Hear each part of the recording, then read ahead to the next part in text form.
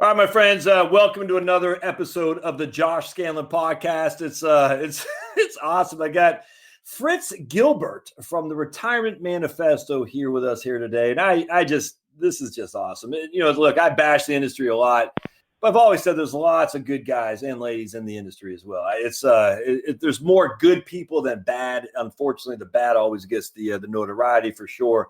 And the industry still needs to change its fee model, absolutely. And as long as people are using fees for investments, I'll always challenge the legitimacy of the industry. But be it as it may, Fritz is one of the good guys, and again, there are abundance of good guys in my industry. And I had read an article Fritz had done, like a year or something ago, and somehow we haven't crossed paths, but somehow we did recently. And I said, man, I'd love to interview you.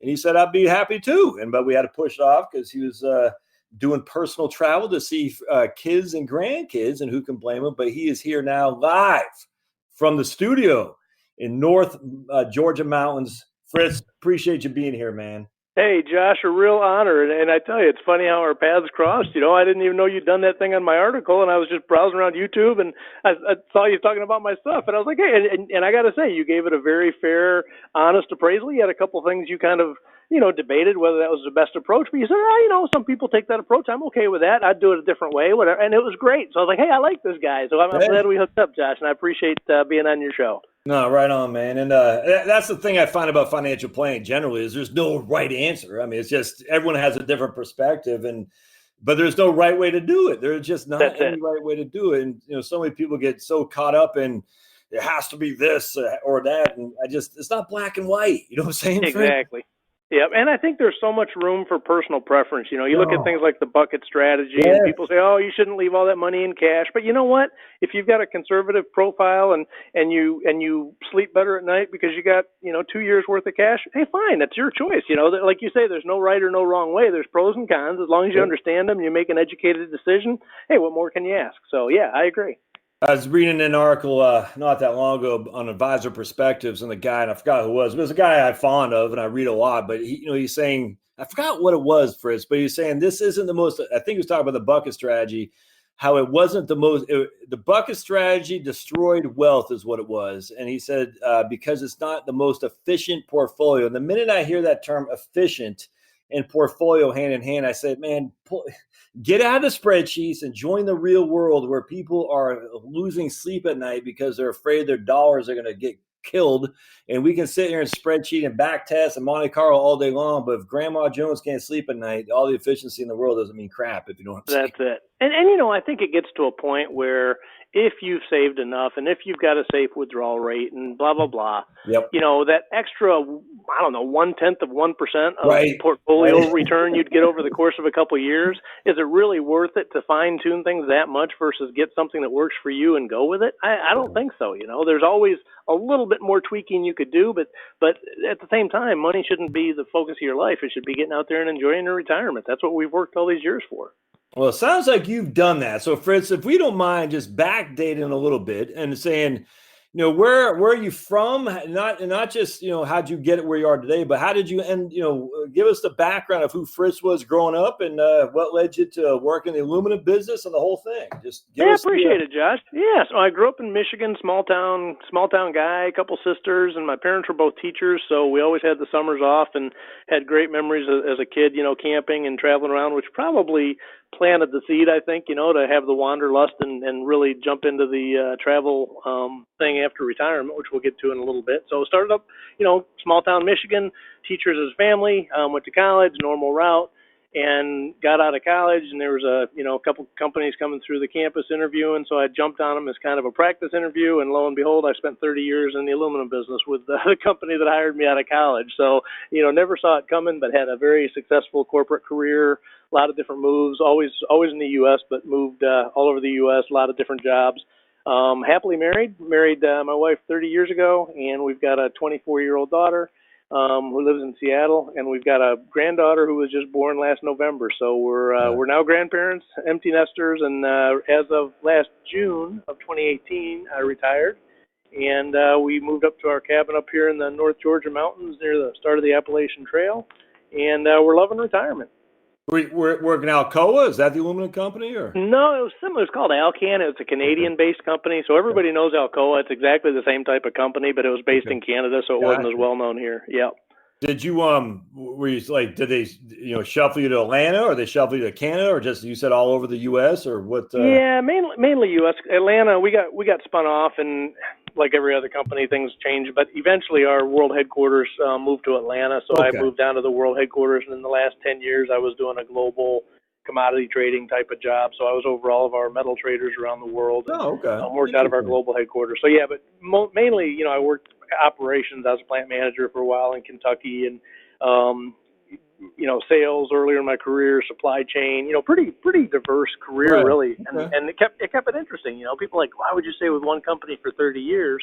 But the reality was, and I think a lot of people that jump companies today, I got that same experience without having to jump the company because every couple of years I got a chance to kind of go work in a new environment, work in a different function, so it was a different learning experience for me. It was a different city, different people. So it kept it fresh and I never really got bored. The last, 5 years of your career, you're kind of ready to be done. But up until then, it was a pretty good ride. And I really enjoyed it.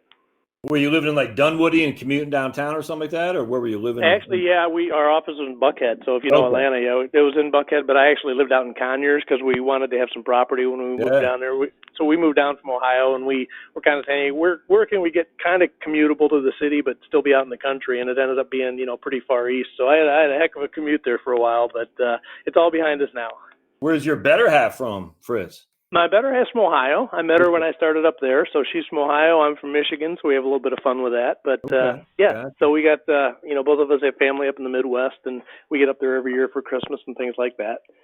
So you came down here, you said, all right, this is it. And then you said you bought that cabin, probably in your, the earning when you're making pretty good money with these guys. And you said, I'm ready to hang it up. And if you don't mind me asking, how old were you when you hung it up? Yep, I was 55. So pretty pleased. I was always kind of thinking 54, 55, and started getting pretty serious probably in my late 40s, and started really running the spreadsheets and looking at it, and pretty much hit exactly what I was aiming for. So yeah, we did a big downsizing move. We sold the big house in the city, and we basically took all the equity and just paid off the cabin.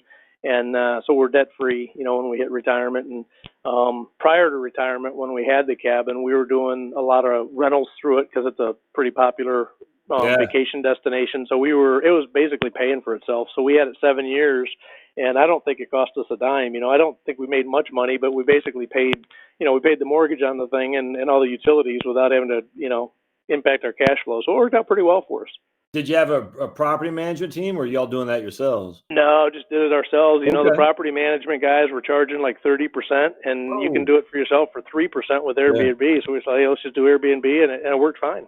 Oh, yeah, right. That's fantastic. All right, so now you're resettled up there, and is there stuff to do up there? I know you just got on an RV tour and all that, but at the end of the day, it's not Atlanta. It's still up in the mountains in a rural area, beautiful as it can be. But what keeps you active out there now? So yeah, Blue Ridge, Josh, it's amazing. It's a kind of a resort destination. It's a couple hours north of Atlanta, so there's a ton of very nice restaurants, no chains. So it's kind of, it hasn't gone tacky at all. It's kind of a classy vacation place without being ostentatious. It's very, laid back. We have a $200,000 cabin. It's not a high end place. Although if you want to spend a couple million for a mountaintop place, you can do that, right? It's got the whole gamut. Right. So in terms of activities, there's a beautiful lake here. I swim, once or twice a week. There's trails, hiking trails everywhere. There's mountain biking that I get involved with. There's a beautiful fly fishing river right behind our cabin. It's one of the best fly fishing rivers in the southeast United States. There's a huge dog community, and it's a very dog-friendly town. All the stores have little dog bowls out in front, So my wife started a nonprofit that's, focused on doing some good things with dogs. So, you put all that together, and we're pretty much as busy as we want to be every day. And it's just a fantastic retirement lifestyle. We're very thankful to be where we ended up. And you got 4 seasons up there too, right? You do, yeah. We get a little bit of snow, just enough that you get a taste of it, but it's not so bad that you have a long winter. I mean, it might get a little dusting of snow one day, and it'll be 50, 60 the next day. Right. So it's perfect. Yeah, and the fall colors, as you'd expect. Pretty good mountains. Yeah. Appalachian Trail. It's pretty rugged, so the fall colors are fantastic. Yeah, absolutely. That's heavenly, man. So let me ask you a question about retirement planning, because I do this goes exactly to the idea of so Fritz, you're in your career as a 45-year-old guy, just kicking butt, taking names with Alcan, and you're like, man, someone comes up to you and says, Fritz, you need 80% of your pre-retirement income, and you're sitting there thinking, I'm going to downsize. My daughter has moved out of the house. We're not going to have a house up there and a house in Conyers, blah blah blah. So what I cracks me up. All these people don't realize that many retirees are not going to have the same expenses they have when they're raising a family. I mean, That's and right. it sounds like you can look. I don't want to put words in your mouth, but the minute you said that, I said this is part and parcel of the reality of retirement planning, that people are not going to spend like they did when they're commuting into Atlanta, working in Buckhead and all that. Do you have any thoughts on that? Yeah, I do, absolutely. And I wrote a whole series about this. I think Oh, when you're sweet. trying to think about when can I retire, right? We all ask that question. And really the first thing you have to think about is, well, how much am I going to spend each year, right? And you can't just wing it, because it's such an important denominator of the whole equation. So basically what we did is we spent a year. We haven't been big budgeters. We kind of do it based on, you can spend what's in the checking account. Yeah. You pay yourself first, then you automate all your savings. You just live on what's left, and that's it. So we've never really been, micro budgeters or anything else. But given the importance of this, for 1 year, we tracked every penny we spent. We spent up, put up the spreadsheets, tracked everything. Real pain, but we did it just to get a very solid baseline. And then we sat down and said, okay, here's what current state is, but let's look at what's going to change in retirement. Like you said, you get rid of the mortgage, property taxes are lower, our daughter's out of college, we don't have to pay for gas to commute anymore, blah, blah, blah. And you go all the way through this, and you can get a pretty good baseline for what your spending is going to be. And you've got to answer that. And it can be whatever you want. It can be 80% of your pre-retirement. It can be 120%. It can be 50%, right? It's all a question of what do you want your retirement to be and what they're going to cost you to live that lifestyle. And using a rule of thumb is not a very good way to go about it, because you've really got to drive it from what do you want your retirement to be, and then make sure you've got enough money to be able to live the retirement that you have designed that you want to live. Right. That's all there is to it. So, the one thing I will say as a caveat, yes, your living expenses go down tremendously, especially if you make a aggressive downsizing move like we did. The one big difference, obviously, if you retire before 65 is the health care. Exactly. And that's a big number. We're paying, right now, I've got Cobra till the end of the year. It's about $1,200 a month. And, we're looking at, we're going to be over $2,000 a month, by next year. Okay, fine. You build it into your spending forecast and you plan for it, So let me ask, that was actually a great segue. I was going to ask you, how about health insurance? So you got Cobra, and now you're going to go on ACA or something like that? And I've got, we're looking at it. There's a 1 year thing I can do with my employer. They've got like a retiree medical that's going to be fading away. We could do that for a year for like $1,600. We've looked at the health ministries. They're cheap. My concern is if you end up with something serious and they say, sorry, we're not going to cover that. They're under no obligation to cover things. And so is it really insurance if it's not there when you really need it? So there's a little apprehension about going that route, although it is cheap. And then there's the ACA, or potentially, contact the health insurance broker and talk through what the options are. So, we've got a little bit of time, not a lot. It's August. We just got back from our, big Great American road trip. So, I've intentionally put it off until now, but, in the next month, I've got to get really serious about figuring out what we're going to do next year. Well, you're about a year behind me in this, and it was because I was at USAA for 10 years, and I left, and I was on Cobra for $2,100. We got 4 kids, so it was still $2,100 a month. And then when the time to get off Cobra is looking at ACA, and all, it was just, man, it made my head. I literally wanted to jump off a bridge head first into a group of starving sharks after I sliced my wrist open, because it was that. It just and then you go, it just is nuts, man, and. And I think, so we went on MetaShare for a little bit, and that was fine. It was cheap, like you said. But again, it's not insurance. That's the whole thing. Insurance is to protect against catastrophic issues. And this is where I think my whole issue on how we're using health insurance anymore is like, you don't use your car insurance to change your freaking oil. And yet we use health insurance to, look at, see if you got strep throat. I mean, it's stupid, but it is what it is. So that's the challenge. So you haven't done that much yet. And what's your any thoughts that jump out at you, like what you're thinking you might do? Because I know everyone and their mom are wondering about this. I can retire at 55, but what about health insurance? Yeah, and that is the number one reason I think that people are continuing to work at least until age 65. Based, I read about this stuff all the time. I write an article every week, right? So we're always looking for stuff and learning and teaching ourselves. And it seems like at this point, the whole health insurance issue is the number one reason people choose to continue to work. So, I think, Josh, right now, if I were to say what we're going to do, we'll probably go with the 1 year push that I can do through my employer, 1,600. It's easy. It's a phone call. It's done. Give things a little bit more time to settle down. And hey, I could do the MetaShare thing and maybe save, $1,000 a month compared to that. But it's easy, it's done, it's risk-free, and it buys us a year. So, we're probably leaning towards doing that, but I want to do a little bit of homework. I will ask you, you said you were on MetaShare for a while. Did you leave them, and if so, why? No, we did.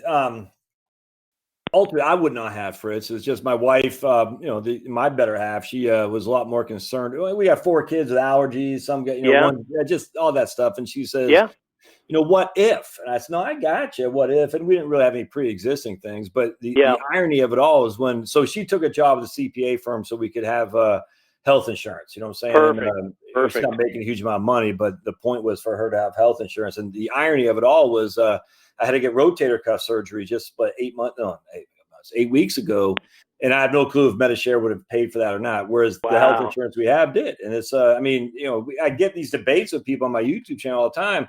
I say, look, man, health insurance, I get it, but we got along fine. And I'm not saying don't have health insurance, but if you're literally working, that's killing you for health insurance, I think you're making a mistake. And people say, but what if? I said, man, I get that. What if? But what if you die before you had a chance to enjoy the fruits of your life? It's one of those things, that conundrums, and I don't have a good answer for it. But MetaShare, it worked for us. It did. It's just at the end of the day, there was that risk, Fritz, if you're like, what if they don't cover this? We don't know. And I will tell you, between you and me and anyone's listening, if at the end of the day, you freaking need it, you don't have proper coverage or whatever, and the hospital says you owe us $75,000, well, hell, man, go bankrupt. I got no qualm with that at all. We didn't design this freaking insanity of a health insurance that there is. We didn't do it. It was put on us, and yet the market was working just fine. It's not just ACA and Obamacare. It's the whole thing. All the regulations from, the freaking Kennedy Castle-Bomb, the whole thing has just been nuts, and it's just getting worse. And hopefully there'll be a little bit less of a regulatory environment here in the next few years to open it up. But have you looked at any short term, like the 364-day plans or anything like that yet, Fritz? Have you looked at that? I have not looked at those. Part of my thinking is once I make the decision and we kind of set up something, you don't want to have to keep changing it every year, right? And that's like by design, you're going to be changing it every year. And it's like, no, once I make the decision on this, it's kind of like the whole, you set up your retirement cash flow system, whatever. You kind of want to set it up and then just kind of go live life and not have to think about this stuff all the time, right? To me, medical insurance kind of falls into that. You want to kind of get it set up and decide what you're going to decide and then just live with it. Monitor it from time to time, sure, but not have that anxiety of every single year you got to, we got a 1 year plan and what are we going to do next year? Maybe it'll end up being that way anyway because of all the changes in the industry, and surely you're going to look at it before you re-up the following year. But if you're with a major provider and you know you can just kind of re-up and it's kind of automatic, and to me that there's some appeal to that. I don't want to deal with this. No, this is why I encourage people to go on Medigap as opposed to Medicare Advantage, because if you're on Medicare Advantage for your not supplemental, but your to limit your out-of-pocket expenses, MA plans are a freaking nightmare. You got to revisit those every year. No one does, Fritz. And so they're like, oh, I didn't know my part. It's nuts. At least for me, I know for a fact I'm going on Medigap because I can't stand the idea of having to relook at this every year. I don't have the patience for that. We think a lot alike, I think. So, Fritz, I I learned in the Army, keep it simple, stupid. And as you know, I was 18-year-old private E1 in the infantry, and I say, keep it simple, stupid. And that's kept with me. I'm 49 now, and I still say, keep it simple, stupid. If the more complex, the more devastating it's going to be for your successful financial planning. Yep. Yeah. Well, it's funny you mentioned that, because when you look at what my article was that you had reviewed back when we first came across each other here was basically it was the bucket system and, refilling bucket one. And you're like, not a bad idea, but man, I think that refilling process is going to get really complicated. And, that to me you're exactly right. There is that complication to the bucket system. So it does go against that whole keep it simple thing. So, it's funny that you mentioned that now, because that was one of your key comments on my bucket strategy. Hey, it sounds great, but man, managing this thing is going to take some work, So, okay, fair enough, It was funny because I do these seminars and we do I love the bucket system, and theoretically I freaking think it's awesome. The problem is I just remember doing the seminars and doing the 3 bucket thing, and you just see the people's eyes glaze over. You're like, man, it's just, they're not, I'll never forget. They just, a lot, and I'm not saying they're not going to do it. I don't know, but I just know is that the drawback is the more moving parts, the harder it is to accomplish. Yep. And it's actually funny, Fritz, because I'm writing my next book is going to be Retire on the Wellington Fund. And the Wellington Fund essentially takes the best of the bucket 2 and 3, 70% stocks, 30% bonds, and you still have your cash bucket. And that way you only have one moving part, the Wellington Fund. You could do it. Bucket. No doubt. Yeah, so that's a viable plan. We'll see how it shakes out. I'm running some spreadsheets now on that, but man, it's just, but I love the bucket strategy. I love it. It's just, Yeah, well, if you look at like J.L. Collins, the Simple Path to Wealth, it's the same thing, right? It's like 1 or 2 Vanguard funds and you're done. And there's no reason you can't do it that simple. I think the hard part of those ideas, I like them, and I think they're absolutely sound. Yeah. The problem is the complexity in that system is nobody has got just the Wesley fund or, the 2 or 3 simple funds. Yep. Everybody's got to migrate. So now your complexity is, how do you migrate all your 401k and this and that and the IRA and, this after tax and this Roth? How do you migrate all that into those kind of holdings? And that's not easy, right? So there's nothing easy about an easy fund, because you got to get it set up. Yep. And well, in fact, the funny thing is every time I use the Wellington, I call it the barbell approach, where you have cash and you have stocks, and people always ask, what about RMDs? Like literally, I said, the RMDs in of itself don't change the methodology here. It's just you pull the money out and you can put it in your checking account. You don't have to spend it, for heaven's sake. But people get real wrapped around the axle about anything that has another moving part, which is why it's never as simple as anything, because there's always, like you said, you might have a Roth, you might have a pre-tax, you might have a taxable account, and then exactly. Wellington Fund is closed to new investors on the not the institutional, but the individual one too. So, but the Wellington Fund is closed. What do I do? So you're always, and then on top of that, Fritz, you know how people are. If it's too simple, they think they're missing out. FOMO. Exactly. Exactly. So, yeah. All right. So you started the Retirement Manifesto. Tell us about. It's nuts how much info is on your website. So retirementmanifesto.com. I want to verify that, right? Retirementmanifesto.com. Okay. That's it. And really what it is, Josh, my whole purpose in writing it is to help. My byline is helping people achieve a great retirement. Yeah. And I started it 4 years ago. So it was about 3 years before I retired. And, I call myself a personal finance hobbyist. I've been, following this stuff for 30 years. I've always read all the magazines, and I've always been active in my investments and whatnot. Always really paid attention to this stuff. So, about 3 years out, I was like, you know what, I'm just going to kind of document I think the thing I put in one of my posts was, I'm basically writing about my current before it becomes the past, so that I can document my trail and all the decisions that we went through as we were in that final, critical last couple years of work and getting ready for retirement. How did we go through that? What decisions did we make? And it's not for the sake of me, here's the way we did it. It's to show that here's the process that, you kind of need to go through. Here's the way we decided to do it. You can do it however you want, but you've got to figure this stuff out. We talked about creating the retirement paycheck, the bucket system. Yeah. Okay, somehow you've got to figure out how to make a retirement paycheck. Doesn't matter how you do it. Here's how we did it, right? So it was just documenting all of our steps. And now that we've retired, it's kind of documenting, that transition into retirement. And, it's an interesting thing, right? It started out purely focused on financial stuff because that's what you're focused on 3 years out. Right. And now that we're into retirement, everybody told us this would happen, and I was like, I'll believe it when I live it. Well, sure enough, now that you're retired, guess what? You don't really think about the money that much anymore. You know you've got it set up. You know you're fine, and you just go out and enjoy your life in retirement. And the things that you think about now are more about the purpose and the finding meaning and doing things that, keep you motivated and happy in life, and it's taken a change from kind of the harder financial topics to kind of some of these softer lifestyle questions, and it's really been interesting to write about it as we're living it. So that's what I do. Do you find you have, I know you haven't been retired that long, and a good portion of your time was doing your RV trip. Do you find yourself with a lot more downtime than you anticipated? I would say not. Okay. I think it's actually the opposite. I think I thought I would have all kinds of time to write. I've written one article a week for 4 years, and I thought, man, when I retire, this is going to be great. I'm going to have so much more time to write. But the reality of it is, I'm retired now. I don't want to be sitting in front of a computer, right? So I'd rather be out fishing or hiking or doing whatever. So we're so, active doing the things that we want to do that, our days are pretty full, and it's a choice. We could just say, we're just going to veg, and, there's days we do that as well. But right now, while we're still in these young, there's a reason we retired early. And that's, we've got the health, we've got the energy. Yeah, there's a lot we want to do. So, hey, why not? Let's take a 10,000-mile cross-country RV trip. That's fine, because now's the time to do that kind of thing. And we're actually surprisingly busy. How did your, you don't have to get too personal, but your daughter, she ended up in Seattle, but she, I imagine part of her time she was raised here in Georgia. Was that a big hit to absolutely. Your wife? She was going to college.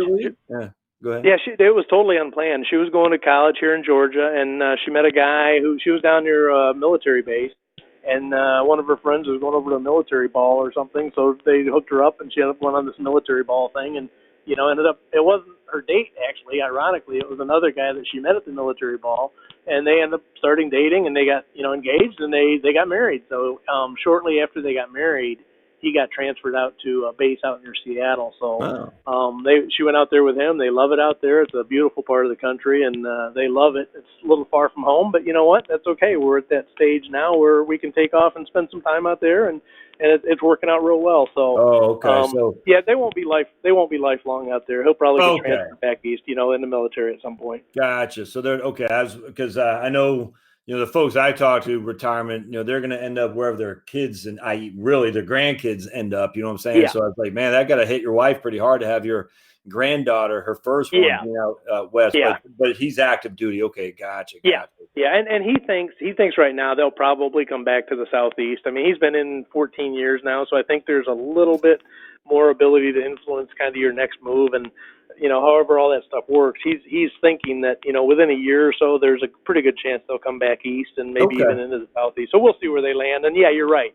At that point, once he retires from the military and they kind of come, if they ever do, right, in this society, I think people move a lot more than they did, a couple generations ago. But if they do get stable somewhere, yeah, certainly we'd consider, potentially getting to a point where we're closer to them. Or, now that we've got the camper, if they ended up, 10 hours away, maybe we just go park the camper somewhere, buy a year-round site and keep the camper parked there and go back and forth whenever we want to. I mean, who knows, right? Retirement gives you the flexibility to do things however it makes sense.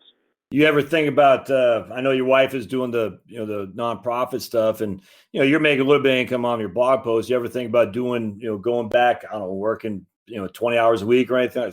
Whatever it would be. Okay, gotcha. Nope, gotcha. Not at all. And everybody said, "Oh, you'll go back to work. You'll do some consulting or something." And I always said, when I retire, I'm going to retire. Otherwise, I'd just keep working. Why would I give up, a very successful career? Okay, yeah, maybe for 20 hours a week, but no. To me, being retired makes work optional. Yeah. And the only reason I could see doing that is if you look at the reason most people do go back to work, it's not because of the financial, right? It's because of that need for interaction, it's that need for purpose. Totally. And, yep. And, shame on us. If we can't find a way to find purpose and relationships and all those other things that matter, except for going back to work, hey, for some people, I get it. That's fine. For me, I think there's a lot of, alternative ways to find those things to bring purpose to your life. And I don't envision that including work. So never say never, but it's certainly not on the radar at this point. Well, it's interesting you say that because I know, my career of working with, retirees, after a year or two, some of these guys, men will cut out early because they've, got $1 million, whatever. And then, 2 years later, they're getting bitter. They're angry because their whole life was revolved around them being, kind of like a higher executive at the company. And now no one gives a crap. You know what I'm saying? Absolutely. So they get better. They watch too much Fox News or MSNBC or CNBC, too much in the stock posts. And it's sad, man, because you're sitting there thinking you have so much talent here. It might not be an aluminum business. No, I'm just using you for an example. Yeah. But you have so much talent. You could do it so many different ways to find a virtue in what you're doing, as opposed to sitting around just writing letters to the editor at the Wall Street Journal about whatever political shenanigans are going on. It's sad. Yeah. Yeah, it's interesting you bring that up because as I mentioned, I started my blog 3 years before I retired, and one of the things that was really kind of in my head a lot was, what makes the difference between those people that have a good transition and those people that don't, right? That was kind of one of my thoughts for probably a year through this process. I was really like, what can I do to make sure that, I have the best transition possible? So I did a lot of research into it, and I wrote an article called Will Retirement Be Depressing? And it turns out there's a 40% higher likelihood that you'll suffer from depression in retirement versus when you're working. But the number one thing you can do to minimize that chance and to increase your chance of having a good transition is to spend time while you're still working thinking about what you want your retirement to be, thinking about how you're going to get your purpose, thinking about how you're going to have meaning, all those things that we talked about. Thinking about that stuff while you're still working turns out to be the number one factor for people that have a successful transition versus people that don't. It's really important. So, I took kind of a mini retirement. I took a Thanksgiving break and I took an extra week and I said, I'm not going to do emails. I'm going to pretend I'm retired. My wife and I were retired. Let's just pretend we're retired and let's think about what our life's going to be like in retirement. We still have a year to go until I actually retire. Let's figure out what we think it's going to be like and spend this 10 days living that life. And it was really valuable. So that's important because these people that kind of get fired unexpectedly and they were, C-level or maybe on the staff of a C-level and they didn't see it coming and all of a sudden they're just boom, unemployed. Sure, they're set for life, but they very often have a really hard adjustment because they haven't taken time to think through the softer stuff. That is incredibly interesting. There's studies now that said the biggest jump in suicides are white guys in their middle in their 50s, and I bet a lot of that has to do with cutbacks and they thought they had it and now they're what do I do now? No one. I bet there's a lot of hand in hand in there. I'm sure there is. Yep, gray divorce. Gray divorce is another one, right? You see the surge in gray divorce. People that didn't think about it. Now you're home with your spouse. You've lived a life separately. All that goes into it. It's important stuff. Well, it's funny because when I quit my crappy old job and I'm working from home, my wife she sacrificed her career, of which she was making a hell of a lot more money than I was making back when we first were married in 1997 or 1999. Excuse me, 1999. Hope you doesn't listen. But anyway, we've been together for a long time. But she's one of the reasons she got the job, and she goes, yeah, every time I turn around, you're here. She goes, yeah, that's cool and all, but you're here. Yeah. Well, I'm going to be here. This is going to work from home thing is going to work or it's not, but it's going to try it as long as it can. And so you're going to have to get used to it. She goes, yeah, I think I'll get used to it by finding a job. And you know what? That's not uncommon, I don't think. And that's okay. If that's the way that works, that's okay. I remember a buddy of mine, he retired a year before I did. And we were having dinner with he and his wife. And his wife's like, it drives me nuts because he'll come up, he'll stand behind me and he'll be like, judging the way I'm loading the dishwasher. She's like, honey, I've been loading the dishwasher for 30 years. Go away. I got this, And so, there can be some adjustment on that front. No doubt about it. Oh, man, that's funny because that's the exact opposite. My wife comes home now and she goes, who loaded the dishes like this? And she'll look at me with these laser eyes. You're not supposed to put the plates there. And I'm like, they're getting clean, aren't they? She goes, not like that. And I'm like, oh, boy. That's too funny. That's now, did you buy your RV or how did that, that's a big commitment there. How did that shake out? Yeah, and that's the other thing too. I think people can get too wrapped up in spending a bunch of money on toys and whatnot without knowing if they're really going to do it. In our case, we had camp. I mentioned earlier about growing up. My parents were both teachers. We spent the summers camping a lot. My wife was the same. Every vacation they got, they would go camping and go cross country and things like that. So both of us had it in our blood, and all the way through our marriage, all the way through raising our child, our daughter. We've always been campers. We've always done it. You can't do more than a week or two at a time when you're working, but we've always enjoyed camping. Yeah. So we knew it was something we enjoyed. And when we're sitting there thinking, okay, we talked earlier, what are your expenses going to be in retirement, right? Well, we said, well, what toys do we want? And let's make sure that we've bought those or had the funds set aside before we retire. And one of them was, getting this RV. Yeah. So we got out of the camping when our daughter was in high school, just because she was in high school, things get busy. Yeah. So we kind of started going to RV shows for probably the last 3 or 4 years that I was working. Okay. We went to RV shows every year, and we really settled in on what we wanted. And then we said, you know what, we've got the means to do this. Let's go ahead and buy a new one. We know we're going to use it because we always have used them. And so we did. We went ahead and bought new, and we are using it. And obviously, doing a 10,000-mile trip, it was the right decision for us, and we're enjoying it immensely. But I think that all goes into that. Take time to think about what you want your retirement to be, and don't retire until you've got the means in place to do those things that you've decided you want your retirement to be about. And for us, a big part of it was the extended travel, and it was great. To spend a month going cross country, a month living 10 minutes up the road from our daughter and her family, and then a month coming back. That's fantastic. Who wouldn't want to do that? It was a great trip. So yeah, it worked out. What's the next big ambition with the RV? Go up to I don't know, Calgary or Banff or whatever it's called, or something like that? I don't. We haven't figured it out yet. That's the other thing we're doing is we tend to go. I got a buddy of mine who's got like the next 3 years planned. I'm like, come on, dude, you're retired. Take it easy. Yeah. We don't know what we're going to do next year yet. We kind of think about that. Now we got our big thing done for this year. Okay, now we kind of have a couple months to relax before the holidays come. We'll kind of think about what we're going to do, and we don't know. What we're thinking maybe we'll do is instead of one long 3-month trip, maybe we'll take a couple trips that are like a month long each and just fly to Seattle. And, that's a long drive, right? Even if you are able to take your time, that's still a long drive. So maybe we'll fly out there, rent a house for a month and just do it that way. And then just take some shorter trips, kind of up through the eastern seaboard or whatever. Where your grandkid is. Yeah, okay. Exactly. So we'll see. We'll play by ear.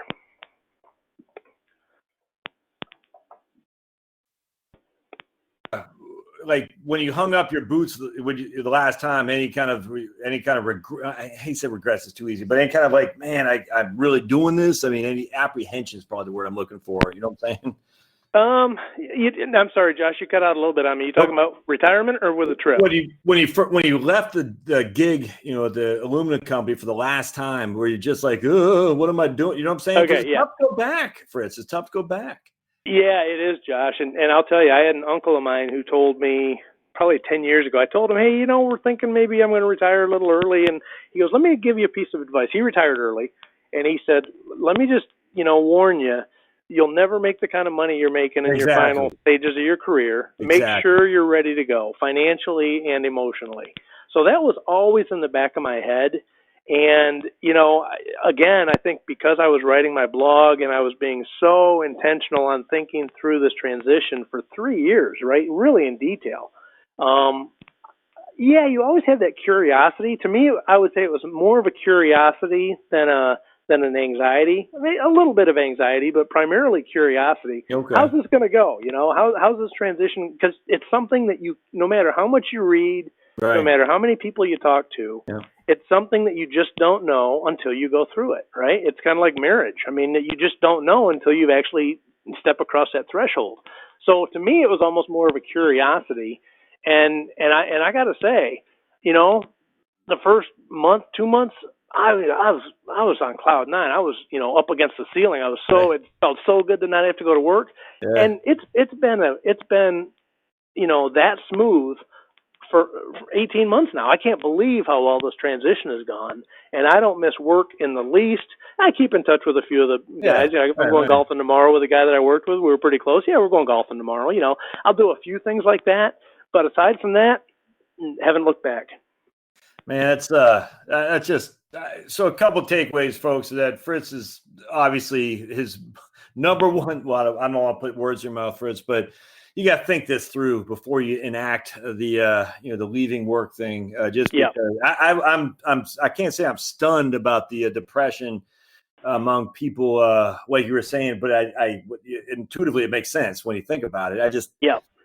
You got to think this through, and just on my own. And Fritz is, I'm self-employed now, but I thought about it for probably from November 2016 to March of 2018. I was getting all my little ducks in a row, and it wasn't as probably as I don't know, dress is what you did in terms of make sure this, but it was still, I said, I had this mission that I want to try, and I was able to think about it and just kind of let it sit in. And I'm kind of an impulsive guy, so I knew I could easily pull the trigger too quick and bounce and say, oh man, I screwed up. But I can't, that is such a good observation. Think about it before you pull the trigger, because once you pull the trigger, like your uncle said, and no, I hate to say that, but if you're middle 50s, not that many companies are going to be in the market for you, because your salary's too high, and I don't know. It's some age discrimination. We all know that. And absolutely.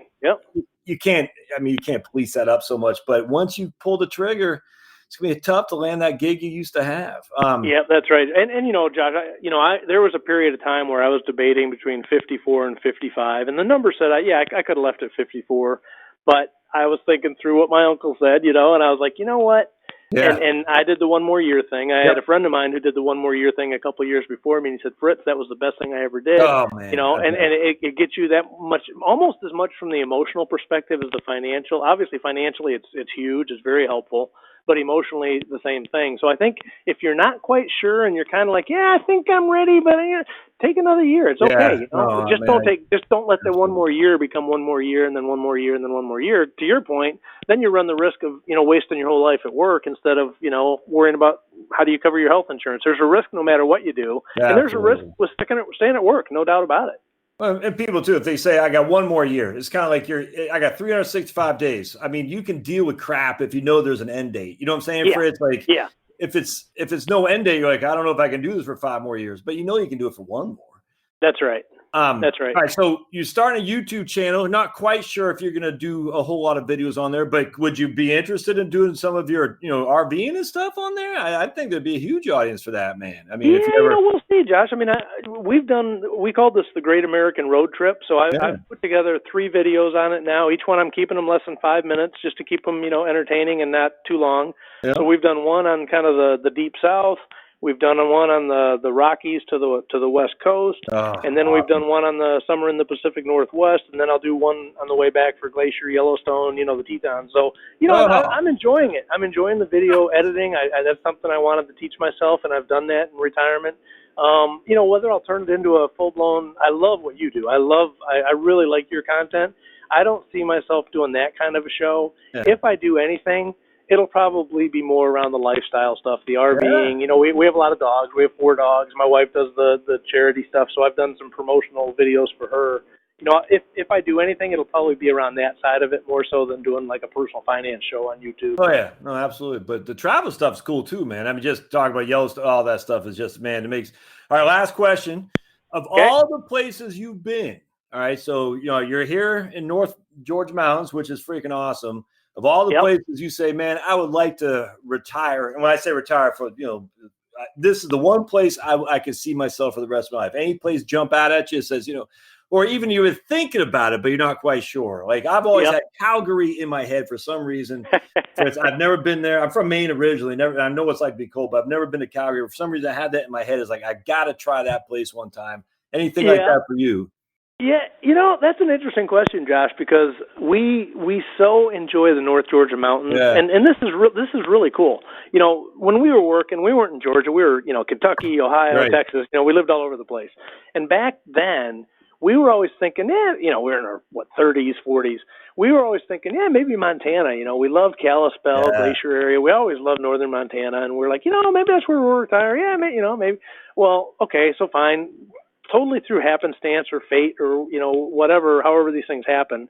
We end up in Blue Ridge, which was through a corporate transfer to Atlanta, and we bought this place, and now we just love it here. So what's fascinating to us now, having settled into this area almost by chance, falling in love with it, as we're driving around on this 10,000-mile trip, we're going through all these gorgeous areas, and we're like, well, would you rather live here or Blue Ridge? Blue Ridge wins, okay. Would you rather live here or Blue Ridge? Blue Ridge wins. Kalispell, Montana. We spent, 3-4 days there. Blue Ridge wins, and to be in a place now where we're actually retired, and when you travel around, you don't get that envy of, I wish I lived here. This is fantastic. Right. Never planned that. Never saw it coming. But we literally, everywhere we went, there was not a single place we stayed in that we said, you know what? I'd rather move here than be where we're at. We really got fortunate in living in a place that we now the summers are hot. It's Georgia, but that's okay. You get in your RV and you go north. I mean, you can avoid that if you want to. And we really enjoy this area. So to answer your question, no, I really can't say that's right awesome. Now that there's a place I'd rather be. And my wife feels the same way. We're very consistent on that. Yeah, it's you should work for the Chamber of Commerce up there, Fritz. Yeah. Now don't publish this part. That's exactly right. We don't want anybody coming here. We'll say Blue Ridge Mountain, Blue Ridge for Georgia. That place sucks. Only idiots come here. No, did we say Georgia? I'm sorry. No, it's Virginia. It's Blue Ridge Mountains in Virginia. That's where it is. Yeah, just outside of D.C. Yeah, go there. That's what everybody says about Seattle. It never really rains, but they make it seem like it does. Yeah. Well, I appreciate it. This is great, and I'll put notes on here where you can find Fritz and read his articles and whatnot. And 4 years of stuff on there, just a plethora of info on Fritz's website, the Retirement Manifesto. Is it the Retirement Manifesto or just Retirement Manifesto? Yeah, it's got the THE in there. It's the. And it's funny. I was like, what's my blog going to be? I was like, the Communist Manifesto. To me, a manifesto has to have the in front of it. I don't know why. Though it's the Retirement Manifesto. That kind of. Yep. Well, hey, hang tight, Fritz. But thanks again for coming on here. I just want to I'll unclick the record button to give you thanks. But thanks again for being on the podcast there, Dave, man. Thanks, Josh. I appreciate it very much.